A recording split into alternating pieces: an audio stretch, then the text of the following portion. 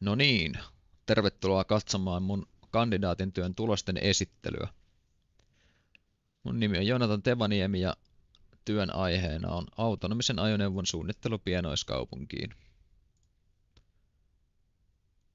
Katsotaan ensin vähän motivaatiota, että miksi tämmöistä työtä on tehty ja mitä hyötyjä sillä voi olla. Autonomisten ajoneuvojen edut liikenteessä on hyvin suuret ja moniulotteiset. Ensinnäkin liikenneturvallisuus on semmoinen merkittävä tekijä, eli tällä vähennetään sitä ihmisten virheitä, mitkä aiheuttaa nykyään yli 90% liikenneonnettomuuksista. Lisäksi autonomiset ajoneuvot lisää tuottavuutta ja tehokkuutta, koska ne ei tarvitse taukoja, eikä kahvia, eikä unta, eikä vapaa-aikaa, eikä mitään muuta vastaavaa. Eli tavarat ja ihmiset voi siis liikkua keskeytyksettä. Matkustajien tuottavuus paranee myös, koska heidän ei tarvitse keskittyä siihen ajamiseen. Eli samalla voi tehdä vaikka työjuttuja tai virkata tai puhua puhelimessa, kun oot matkalla töihin tai minne vaan. Lisäksi autonomisten ajoneuvojen teknologia mahdollistaa liikenteen nopeuttamisen syistä, että ne voi ajaa kovempaa, koska niillä on yliinhimilliset reaktioajat ja ne pystyy toimimaan paremmin yhteistyössä keskenään, jos ne vaikka jakaa dataa toistensa kanssa. Mietitään vaikka semmoista tilannetta, että on joku onnettomuus ja siitä lähtee heti tieto kaikille muille autonomisille ajoneuvoille, mitkä on tiellä, niin reittivalintaa voidaan muuttaa hyvin nopeasti. No, mitä hyötyä pienestä mittakaavasta sitten on? No, se on todella hyvä tapa kehittää teknologioita autonomisiin ajoneuvoihin. Ensinnäkin se on hyvin kustannustehokasta. Voit varmaan kuvitella, että tuommoinen RC-auto, missä on Raspberry Pi ja tuommoinen Xbox Kinect-tyyppinen sensori, niin on paljon halvempi kuin todellisen mittakaavan autonominen ajoneuvo. Lisäksi tämmöinen alusta on nopeasti muokattavissa, mikä nopeuttaa kehitystyötä huomattavasti. Ja mikä parasta, se on vähemmän riskialtista, eli ei ole läheskään niin suurta uhkaa mistään kyberhyökkäyksistä tai pelkoa siitä, että ajoneuvo ajaisi jonkun päälle, kun se on tarpeeksi pieni. No niin. Nyt kun motivaatio on varmasti kohdillaan, niin päästään työn tavoitteisiin. Eli päätavoitteena oli suunnitella autonominen ajoneuvo pienoiskaupunkiin, joka näkyykin tuossa kuvassa. Ennen suunnittelua oli kuitenkin tärkeää tutkia, miten nämä autonomiset ajoneuvot toimii ja millaista rakennetta niillä on, millaista laitteistoa niissä on, toimilaitteet, sensorit, yms. Perehdytään myös ohjelmistoarkkitehtuureihin ja siihen, mitä algoritmeja ja muita kikkoja käytetään, että saadaan itseajava toiminnallisuus toteutettua. Sitten katsotaan vähän työn rakennetta ja menetelmiä, mitä mä käytin. Eli ensiksi mä aloin selvittää, mihin autonomisten ajoneuvojen toiminta perustuu ja millaisia ideoita niiden taustalla on. Tästä selvisi tämmöinen havaintosuunnitteluohjausrakenne, jota mä käytin koko työn ajan myös tässä rakenteessa. Toisessa luvussa käsitellään havaitsemisteknologioita, suunnittelualgoritmeja ja ohjausteknologioita. Ja sitten miten nämä teknologiat yhdistyy ajoneuvoon ja toisiinsa. Suunnitteluvaiheessa rakenne on hyvin samanlainen, että ensin katsotaan miten havaitaan, sitten katsotaan miten se reitti suunnitellaan ja sitten katsotaan miten ohjausta toteutetaan. Ja tässä myös tietysti vaatimusten määrittely. Ja sitten kun tämä rakenne oli suurin piirtein määritetty, niin aloin tutkia teoriaa.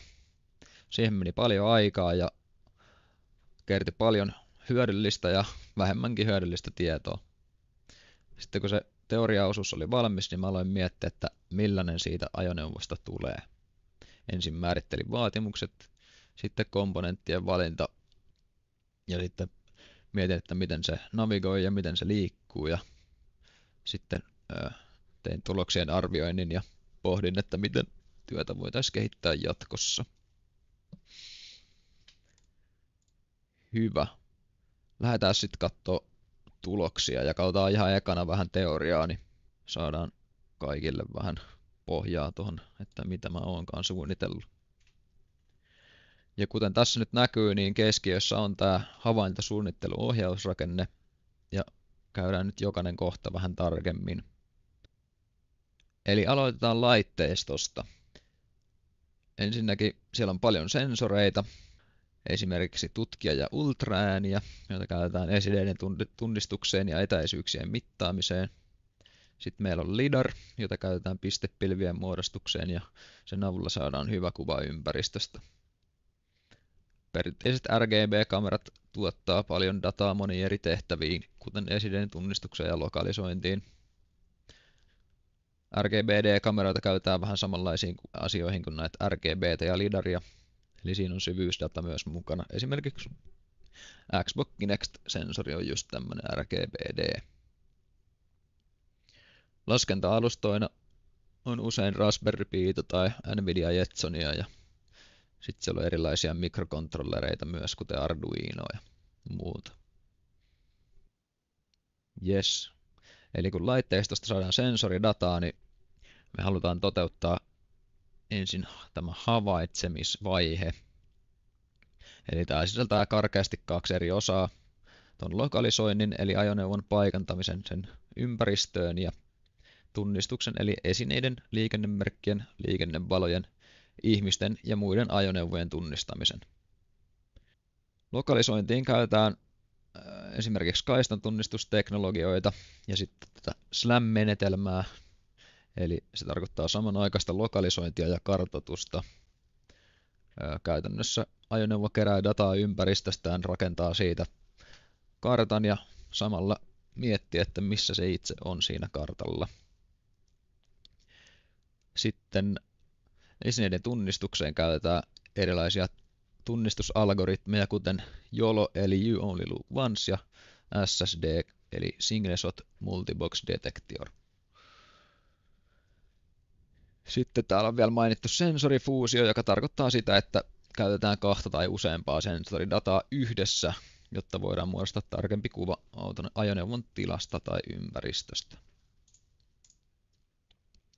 Sitten suunnitteluvaiheeseen, joka voidaan jakaa 3 osaan. Eli globaali suunnittelu, käytöksellinen suunnittelu ja liikkeen suunnittelu. Ja globaali suunnitteluhan tarkoittaa karkeata suunnitelmaa siitä, mitä ajoneuvon pitäisi tehdä, kuten vaikka reitti mun kotota Hervannan kampukselle. Ja tähän käytetään esimerkiksi A-Star ja Dijkstran algoritmeja, vaikka niitä käytetään ehkä enemmän semmoisina benchmarkkeina muille algoritmeille, mutta kuitenkin niilläkin saadaan homma toteutettua. Sitten käytöksellinen suunnittelu on se vaihe, missä päätetään niin kuin seuraava liike korkealla tasolla. Esimerkiksi jos nähdään punainen liikennevalo, pysähdytään, tai jos edessä on hitaasti liikkuva ajoneuvo, niin ohitetaan se. Tähän käytökselliseen suunnitteluun voidaan käyttää esimerkiksi tilakoneita. Tuolla on mainittu Final State Machine. Ja sitten kun käytöksellinen suunnittelu on valmis ja seuraava maalipiste on tiedossa, niin siirrytään liikkeen suunnitteluun. Ja se tarkoittaa sitä, että sen liikerata suunnitellaan semmoiseksi, että se pääsee siihen seuraavan maalipisteeseen ja se pääsee sinne niin, että se ajoneuvo pystyy toteuttamaan sen turvallisesti. Tähän käytetään esimerkiksi malliprediktiivistä säätöä.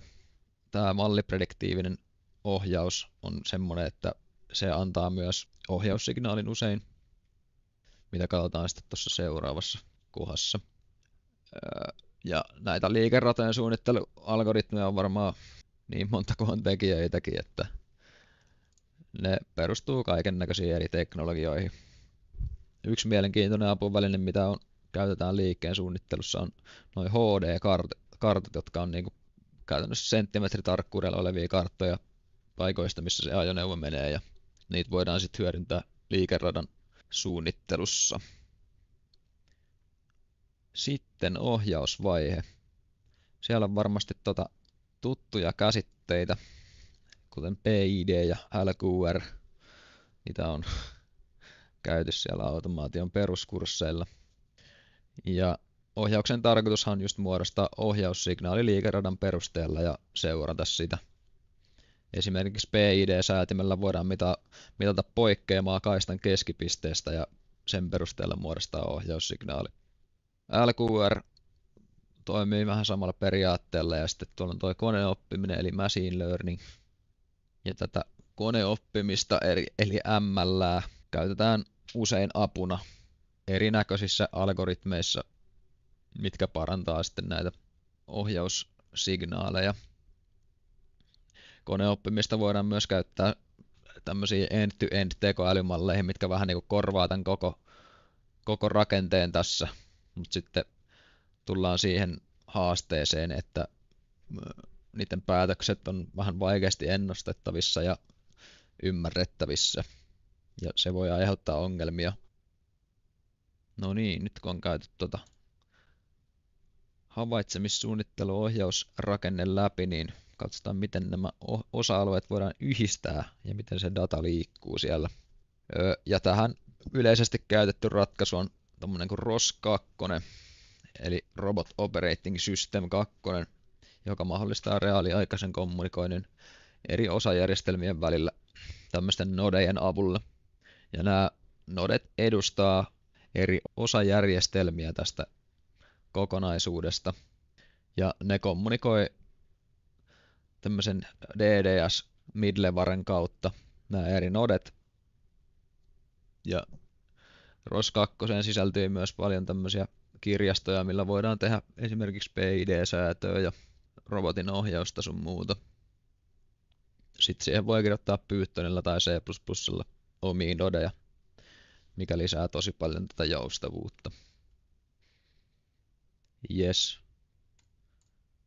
Sitten katsotaan itse ajoneuvon suunnitelmaa. Suurin haastehan tässä oli koko, joka aiheutti paljon rajoituksia komponenttivalintojen sun muun suhteen. Eli maksimileveys oli 64 milliä, eli se Lego-kaistan levyinen, ja korkeus 110 milliä, ettei osu liikennevaloihin. Pituudelle ei ollut mitään erityistä vaatimusta, mutta kyllä sen pitää olla riittävän lyhyt, että se kääntyminen ei ole liian vaikeaa sitten. Toiminnallisuusvaatimukset olisivat loppujen lopuksi melko yksinkertaiset, eli kaistan seuranta, liikennevalojen tunnistus ja esteiden tunnistus, joiden perusteella tämä ajoneuvo sitten joko pysähtyy tai jatkaa liikkumista. Seuraava vaatimus on muokattavuus. Eli mä haluaisin, että tämä ajoneuvon rakenne ja komponentit on helposti muokattavissa ja että myös ohjelmisto on helposti muokattavissa silleen, että voidaan lisää toiminnallisuuksia tai muokkaa semmoisia, mitä ei toimi niin kuin mahdollisimman helposti. Ja siinä näkyy tämä ehdotettu rakenne ja sehän sopii tuohon ennalla määritettyihin vaatimuksiin. Se on tosiaan niin kuin aivoina Raspberry Pi 4 ja sitten Raspberry Pi kameramoduuli havaintovälineenä ja sitten on 2 DC-moottoria tuolla differentiaaliohjauskonfiguraatiossa, joissa on sitten pulssianturit renkaiden nopeusdatan saamiseksi. Moottoriohjaan korttina on TB6612 FNG ja sitten virtalähteenä on litium-ioniakku, joka syöttää virtaa Raspberry Pille ton jännitettä laskevan katkojan kautta ja sitten suoraan moottoriohjainkortille. Rakenteen hyviä puolia tässä on yleiset komponentit ja yksinkertaisuus, ja haittoina on rajallinen laskentateho ja pitkä rakenne. Eli vähän turhan liian pitkä. Sitten vähän ohjelmistosta, eli pohjana toimii just tää ROS2, ja havaitsemiseen käytetään tämmöistä kaistan tunnistusalgoritmia, jonka on kehittänyt tämmöiset Kumar et al. -henkilöt. Ja se on suunniteltu pienikokoisille ajoneuvoille ja nimenomaan niinku suunniteltu toimimaan just Raspberry Piille suoraan. Sitten esteiden ja liikennevalojen tunnistukseen käytetään SingleShot Multibox-detektoria, ja sitten siihen voidaan hyödyntää just valmiita tekoälymalleja, ja niitä voidaan hienosäätää tarpeiden mukaan. Ja sitten inferenssia ja lyhentämiseksi tämä malli muunnetaan Float 3.2 muodosta UINT 8 muotoon, mikä myös vähentää tarvittavaa tallennustilaa sille mallille samalla. Sitten suunnitteluun käytetään avointa lähdekoodia olevaa Jasmin-tilakonetta, johon määritellään eri tilat, kuten kaistan seuranta, punaiset valot ja este edessä. Ohjaus tehdään tilakoneen tilan perusteella sitten, ja kaistan seurannassa tämä PID-säädin minimoi poikkeaman kaistan keskikohdasta, ja pulssiantureilla voidaan seurata nopeutta, ja sitten tilan mukaan nopeus pidetään joko vakiona tai sitten hidastetaan pysähdykseen asti. Joo, sellainen oli suunnitelma, ja katsotaan sitten vähän jatkokehityskohteita, mitä saatiin. Ja ihan ekana ja tärkeimpänä mainitsin tämän lokalisoinnin, eli tällä hetkellä ajoneuvo ei tiedä tarkalleen missä se on, muuten kuin sen itse kaistan suhteen. Eli siihen voisi implementoida SLAMin tai sitten liikennemerkkiverkoston, jonka avulla ajoneuvo voisi siis tunnistaa sijaintinsa tiettyjen liikennemerkkien perusteella täällä kaupungissa. Esimerkiksi Googlen Pixelopolis-kaupungissa käytetään tämmöistä lokalisointitapaa. Ja sitten tämä lokalisointi mahdollistaisi sen globaalin suunnittelun, että saataisiin se tekemään jotain järkeviäkin toimenpiteitä ehkä siellä kaupungissa. Sitten toinen kehityskohde on koon optimointi, erityisesti tuo ajoneuvon pituuden lyhentäminen. Ja tämä voisi onnistua tarkastelemalla erilaisia akkumalleja tai konfiguraatioita. Sitten laskentatehon ja sensorien lisäys voisi olla hyvät siihen, että jos haluaa pyörittää hienompia algoritmeja tai lisää ajoneuvon toiminnallisuutta, niin jompaa kumpaa tai molempia tarvitaan mahdollisesti lisää. Ja hieno asia tässä on, että Raspberry Piihin pystytään USB:lle laittaa erilaisia moduuleja, mitkä lisää tätä laskentatehoa sitten. Ja sitten jos haluaa parantaa SLAM-algoritmia vaikka, niin sitten voi lisää LiDAR-sensorin ja ultraäänisensorilla voisi toteuttaa toisen ajoneuvon seuraamisen. Sellaisia jatkokehityskohteita siis. Ja tämähän päättää mun esityksen. Kiitos paljon, että katsoit ja toivottavasti opit jotain tai ainakin nautit esityksestä. Jos on mitään kysymyksiä tai jokin jää mietittää, niin kysy ihmeessä Moodlen kommenttiosiossa. Ja ei muuta. Kiitos.